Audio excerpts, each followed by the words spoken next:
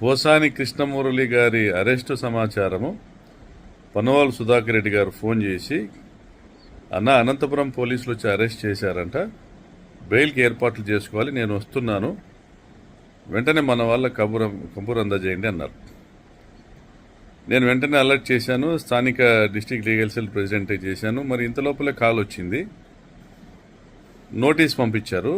ఆ నోటీస్ చూస్తే పోసాని కృష్ణమురళి గారిని అరెస్ట్ చేయడానికి పోలీసులు ఇచ్చినటువంటి నోటీస్ చూస్తే 27వ తారీఖు అంటే 27/2/2025 సంవత్సరం అంటే రేపటి డేట్తో నోటీస్ ఇచ్చారు. ఈరోజు అరెస్ట్ చేసి తీసుకెళ్లారు. పోసాని కృష్ణమురళి గారు ఎప్పుడూ కూడా ఒక పద్ధతిగా మాట్లాడేవాడు, ప్రభుత్వాన్ని పాలసీ మీద విమర్శించినవాడు తప్ప ఏ రోజు కూడా పద్ధతి దాటి మాట్లాడింది లేదు.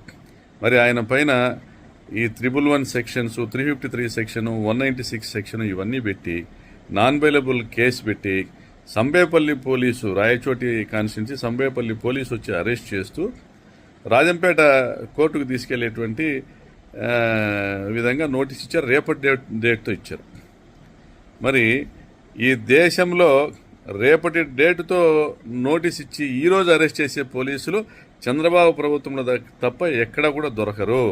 ఇది రెడ్ బుక్ రాజ్యాంగం అమలు చేయడానికి మాత్రమే వీరు ప్రభుత్వాన్ని, ప్రభుత్వ యొక్క అధికారాన్ని ఉపయోగిస్తున్నారు తప్ప ఈ రాష్ట్ర ప్రజలకు వీరి నుండి, చంద్రబాబు నుండి కానీ పవన్ కళ్యాణ్ నుండి కానీ ఒరిగేది ఏం లేదు.